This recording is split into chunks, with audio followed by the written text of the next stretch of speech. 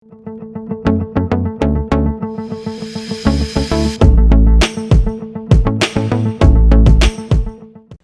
Dear friends and students, कैसे हैं आप लोग? Hope you all are good और आप अपना और अपने परिवार का ध्यान जरूर रख रहे होंगे। तो वैसे तो आपने थंबनेल देख लिया है और आप समझ चुके हैं कि आज हम किस टॉपिक को डिस्कस करने वाले हैं। जी हाँ, आज हम डिस्कस करेंगे आसियान को, और आसियान में जितने भी क्वेश्चन बन सकते हैं उन सभी को आज हम डिस्कस करने वाले हैं। तो चलिए without wasting any more time शुरू करते हैं अपने आज की क्लास मेरी यानी कि लेक्चरर उदय कुमार के साथ।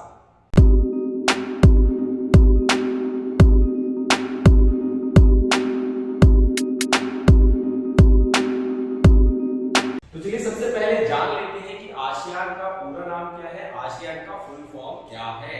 तो आसियान को हम जानते हैं association of south east Asian nation के नाम से, और ये जो संगठन है मुख्य रूप से दक्षिण पूर्व एशियाई राष्ट्रों का संगठन है। तो चलिए जानते हैं इसके बारे में, इसकी स्थापना कैसे हुई। तो यहाँ पर आप देख सकते हैं इसकी स्थापना जो है वो बैंकॉक घोषणा पत्र पर हस्ताक्षर से होती है। अभी बैंकॉक घोषणा पत्र क्या है? तो बैंकॉक क्या है? आपका एक स्थान है, और यहाँ पर 5 देशों ने मिलकर अगस्त 1967 में एक पत्र पर हस्ताक्षर करे, एक एग्रीमेंट पर हस्ताक्षर करे, और उसके बाद ही ये जो संगठन है ये प्रभावी हो पाया और हमारे सामने आया। तो चलिए पहले मैप में देख लेते हैं कि दक्षिण पूर्व एशियाई के वो कौन से देश हैं जो इस संगठन में शामिल हैं। तो आइए देखते हैं पहले मैप की तरफ। तो यहाँ पर आप देखेंगे बच्चों, ये जो मैप है ये आपका दक्षिण पूर्व एशियाई राष्ट्रों का जो संगठन है उससे रिलेटेड है। तो ये जो है ये है हमारा भारत, लेकिन भारत जो है वो इस संगठन का पार्ट नहीं है। यहाँ पर हम पहले नंबर पर देख सकते हैं फिलीपींस को, उसके बाद दूसरे नंबर पर आता है मलेशिया, तीसरे नंबर पर आता है सिंगापुर, चौथे नंबर पर आता है इंडोनेशिया, और पांचवें नंबर पर आता है थाईलैंड। तो इन 5 देशों ने मिलकर आसियान संगठन की स्थापना की। तो आई होप आपको ये पॉइंट बहुत अच्छे से क्लियर हो चुका होगा। और अगर हम बात करें इसकी पूरी अर्थव्यवस्था की, तो यहाँ पर आसियान की जो सबसे मुख्य काम है वह है पर्यटन। इसको जो आर्थिक रूप से कमाई होती है वो मुख्य रूप से पर्यटन के द्वारा ही प्राप्त होती है। तो चलिए इसके बाद देखते हैं कि ये जो देश हैं ये क्यों महत्वपूर्ण है। तो जैसे कि हमने पिछले लेक्चर में यूरोपीय यूनियन को पढ़ा था, यूरोपीय संघ को पढ़ा था, तो वहां पर भी हमने क्या देखा कि यूरोपीय संघ ने अपने आप को एक किया और अपना विकास किया। तो ठीक उसी प्रकार 1967 में आसियान के देशों ने यानी कि दक्षिण पूर्व एशियाई देशों ने एक संगठन बनाया जिसे हम आसियान के नाम से जानते हैं। तो आई होप यहाँ से आपको जो क्वेश्चंस हैं वो क्लियर हो चुके होंगे। तो चलिए हम एक बार क्विकली देख लेते हैं कि यहाँ से आपके एग्जाम पॉइंट ऑफ व्यू से कितने क्वेश्चन बन सकते हैं। यहाँ पर देखिए सबसे पहला क्वेश्चन यहाँ पर आपका जो बनेगा, आसियान की स्थापना, या तो आप स्थापना कह सकते हैं या क्या कह सकते हैं गठन किस वर्ष हुआ, गठन किस वर्ष हुआ। तो ये आपका 1 मार्क का क्वेश्चन है। तो यहाँ पर आपका राइट आंसर क्या होगा, कब इसका गठन हुआ था? तो अगस्त 1967 में इस संगठन का स्थापना हुई है, इस संगठन का गठन हुआ। दूसरा क्वेश्चन यहाँ से आपका बनता है, इसके संस्थापक सदस्य देश कितने हैं, सदस्य देशों की संख्या कितनी है। तो यहाँ पर हम ऑलरेडी डिस्कस कर चुके हैं, इसके जो संस्थापक देश हैं उनकी संख्या कितनी है, 5। तो यहाँ से आप इजीली याद रख सकते हैं कि 5 देशों ने मिलकर आसियान संगठन की स्थापना की। तो चलिए इसके बाद देखते हैं कि ये जो 5 देश हैं, अगर 1 मार्क का क्वेश्चन आता है तब तो हम बड़ा इजीली लिख लेंगे कि कोई 5 देश हैं। लेकिन अगर मान लीजिए उसने आपसे उन देशों के नाम भी पूछ लिए, या फिर मानचित्र में आपसे क्वेश्चन पूछा गया कि इन 5 देशों को बताएं, तो वो नाम आप कैसे याद रखेंगे? तो उसके लिए ट्रिक है FM सेट। आप सभी FM सुनते हैं और उसकी ट्यूनिंग को सेट करना पड़ता है, उसी से आप याद रखेंगे FM सेट। तो F स्टैंड्स फॉर फिलीपींस। तो पहला नाम आपको क्या रखना है, F से क्या होगा, फिलीपींस। दूसरा नाम आ गया M, M stands for Malaysia. उसके बाद तीसरा आ गया S, S stands for Singapore और I stands for इंडोनेशिया और लास्ट हमारा आता है T stands for थाईलैंड। तो इस तरीके से आप इन 5 देशों के नाम जो हैं वो याद रख सकते हैं। तो एक बार दोहरा लेते हैं, क्या ट्रिक है, FN सेट, यानी कि FN को हमने ट्यून कर दिया है, FN को सेट कर दिया है। F stands for Philippines, M stands for Malaysia, S stands for Singapore, I stands for Indonesia और लास्ट बन गया थाईलैंड और T stands for थाईलैंड। तो आई होप आप इन दोनों क्वेश्चंस को अच्छे से कर पाने की स्थिति में होंगे। और अगला क्वेश्चन हमारा यहाँ से बनता है, ये तो हो गया संस्थापक देश। अगर आपसे ये पूछ लिया जाए कि भाई वर्तमान में इसके कितने सदस्य देश हैं, तो अगर मैं वर्तमान की बात करूं तो वर्तमान में इनकी संख्या बढ़कर 10 हो गई है। कितनी हो गई है बच्चों? 10 हो गई है। तो वर्तमान में आसियान के जो देश हैं उनकी संख्या हो गई है 10। तो चलिए एक बार इन 5 के अलावा जो नेक्स्ट 5 ऐड ऑन हुए हैं उनके नाम भी जान लेते हैं। तो यहाँ पर हम पहला नाम जो देख सकते हैं वो है ब्रुनेई। तो हम छठे नंबर पर देख सकते हैं ब्रुनेई। 7वें नंबर की अगर मैं बात करूं तो यहाँ पर आता है वियतनाम। 8वें नंबर पे आता है लाओस।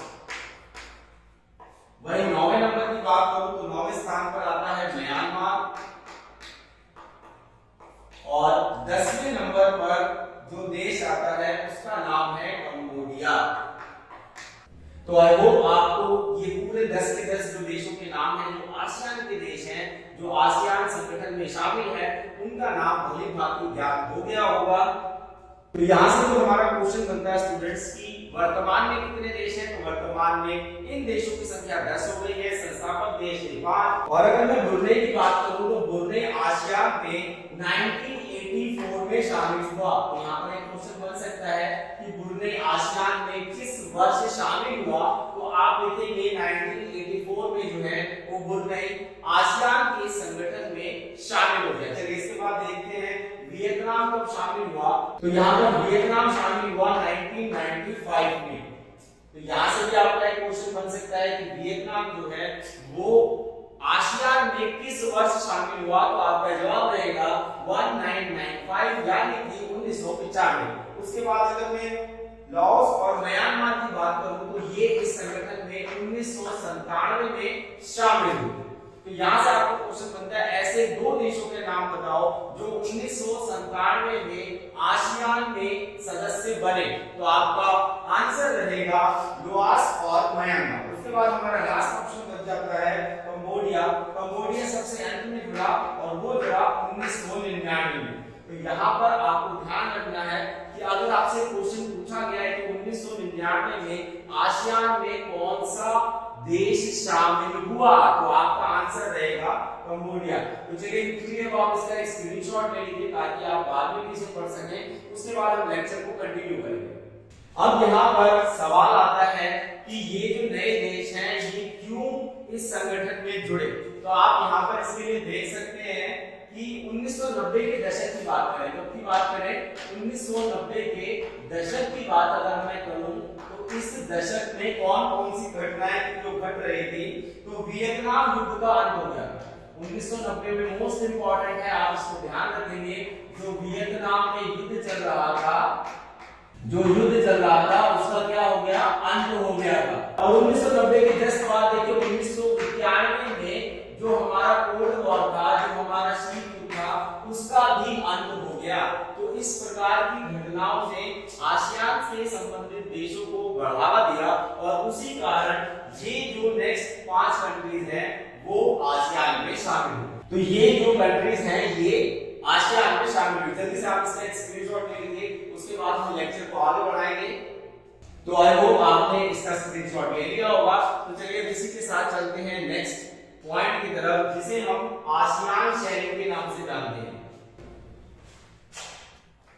मैं जब तक बिठा रहा हूं आप एक बार रिवाइज कर लीजिए। अगर आपको कोई डाउट है, कोई पॉइंट समझ नहीं आ रहा है तो आप नीचे कमेंट बॉक्स में उसका बता सकते हैं, फिर हम उसको एक बार दोबारा से हमारी नेक्स्ट क्लास में डिस्कस करेंगे। तो चलिए इसी के साथ चलते हैं नेक्स्ट क्वेश्चन की तरफ। ये है आसियान शैली। आसियान शैली के नाम से किसे जाना जाता है? साथ ही साथ लिखते चलेंगे बेटा तभी आपको पॉइंट जो है वो क्लियर होते रहेंगे। तो यहाँ पर हमारा नेक्स्ट क्वेश्चन है आसियान शैली किसे कहा जाता है। इसके ऊपर आप लकीर मार के लिख दीजिए, मोस्ट इंपॉर्टेंट, हर बार ये क्वेश्चन जरूर पूछा जाता है, मोस्ट रिपीटेबल क्वेश्चन है। और ये जो क्वेश्चन है ये मिनिमम टू मैक्सिमम 2 मार्क्स में ही आएगा, उससे ज्यादा में नहीं आएगा। तो चलिए जानते हैं कि आसियान शैली किसे कहा जाता है।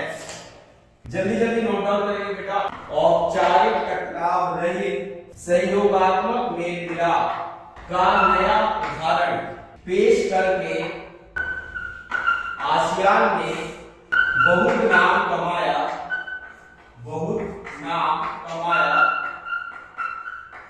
इसे ही आसियान शैली के नाम से जाना जाता है। तो यहाँ पर हम देख सकते हैं स्टूडेंट की आसियान शैली से हमारा अभिप्राय एक ऐसी व्यवस्था से है जिसमें आसियान के 10 देशों ने आपस में सहयोग कर अपने विकास को तीव्र गति प्रदान करे और इसे ही आसियान शैली के नाम से जाना जाता है। अगर आपको इसमें कोई डाउट हो तो आप नीचे कमेंट बॉक्स में जरूर बताएं, हम इसको और एक्सप्लेन करने की कोशिश करेंगे। चलिए इसी के साथ चलते हैं हमारे नेक्स्ट पॉइंट की तरफ कि ये जो आसियान है इसके उद्देश्य क्या हैं। तो चलिए फटाफट लिखेंगे आसियान के उद्देश्य। चलिए जल्दी जल्दी लिखेंगे बेटा। आसियान जो हमारा संगठन है इसके उद्देश्य क्या क्या है। यहाँ से आपका जो क्वेश्चन बन सकता है बच्चों वो 4 मार्क्स का बन सकता है, तो इसे आप जरूर अच्छे से समझेंगे। वैसे तो ये पॉइंट बेटा हमने अपनी प्रीवियस क्लास जिसके अंदर हमने यूरोपीय यूनियन को डिस्कस किया था वहां पर भी हम इसे डिस्कस कर चुके हैं, लेकिन एक बार क्विकली देख लेते हैं कि आसियान के उद्देश्य क्या क्या है। तो सबसे पहला पॉइंट बेटा आप यहाँ पे लिखेंगे सदस्य देशों